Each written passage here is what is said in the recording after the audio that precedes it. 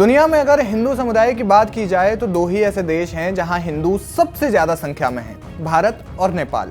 भारत में हिंदुओं की आबादी करीब 79% है तो नेपाल में हिंदुओं की संख्या 81% से थोड़ी सी ज्यादा है। नेपाल पर सालों से भारत की राजनीति का असर पड़ता रहा है, वो इसलिए क्योंकि भारत और नेपाल की संस्कृति में ज्यादा विविधताएं नहीं है, खासकर धार्मिक विविधताओं में थोड़ा बहुत अंतर देखने को मिलता है। अब नेपाल में पिछले कुछ समय से हिंदू राष्ट्र बनाने की मांग तेज हो चली है। नेपाल के धार्मिक संगठन तो इसकी मांग उठा ही रहे हैं, लेकिन साथ ही राजनीतिक संगठन भी इस मांग को अब उठा रहे हैं। नेपाल की एक बड़ी राजनीतिक पार्टी नेपाली कांग्रेस लंबे समय से इस मांग को उठा रही है, जिसमें नेपाली कांग्रेस के कई बड़े नेता शामिल हैं।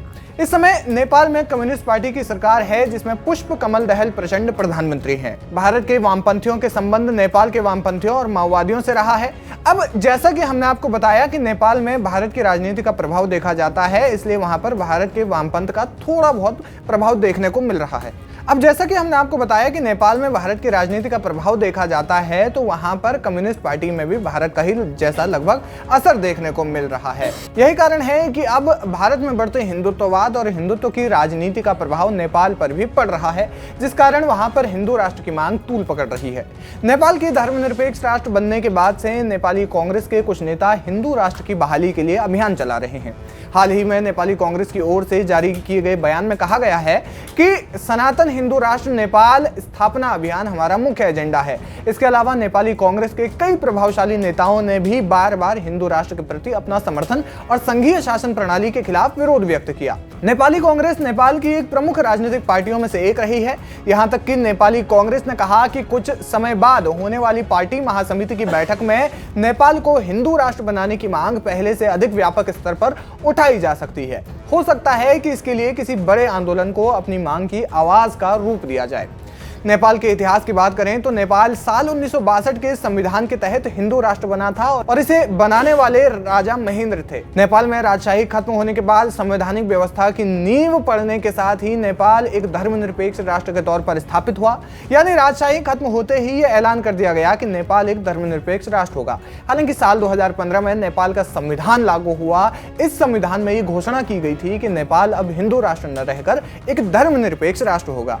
हालांकि नेपाल कांग्रेस के पूर्व केंद्रीय सदस्य लक्ष्मण प्रसाद घिमिरे, जो कि संविधान सभा में नेपाली कांग्रेस के मुख्य सचेतक रहे हैं, उनका मानना है कि संविधान बनने से पहले ही नेपाल को धर्मनिरपेक्ष राष्ट्र घोषित करना एक गंभीर गलती थी। घिमिरे की राय इसलिए अहम है क्योंकि उन्होंने नेपाली संविधान निर्माण प्रक्रिया की चर्चा में भाग लिया था, ठीक वैसे ही जैसे भारत के संविधान बनते समय आजादी के तमाम दिग्गजों ने भारत के संविधान बनाने की चर्चा में हिस्सा लिया था। घिमिरे का कहना है कि मौजूदा संविधान धर्मनिरपेक्षता की बात तो कहता है, लेकिन ये सनातन धर्म की रक्षा की बात भी करता है। इससे विरोधाभास पैदा हो गया है। इसे ध्यान में रखते हुए और लोगों की भावनाओं की कद्र करने के लिए कांग्रेस को हिंदू राष्ट्र पर विचार करना चाहिए। हम नेपाली कांग्रेस की बात कर रहे हैं। आपको बता दें कि कई राजनीतिक सलाहकार नेपाली कांग्रेस में हिंदू राष्ट्र की मांग बढ़ने को देश में भारत की सत्तारूढ़ पार्टी बीजेपी के बढ़ते प्रभाव के संकेत के रूप में भी देखते हैं, क्योंकि नेपाली कांग्रेस भी पहले हिंदू राष्ट्र के बहुत समर्थन में नहीं रही है, लेकिन माना जा रहा है कि पार्टी देश में अपनी जड़ों को खो रही है, जिसके कारण वो धर्म को राजनीति का हिस्सा बना रही है।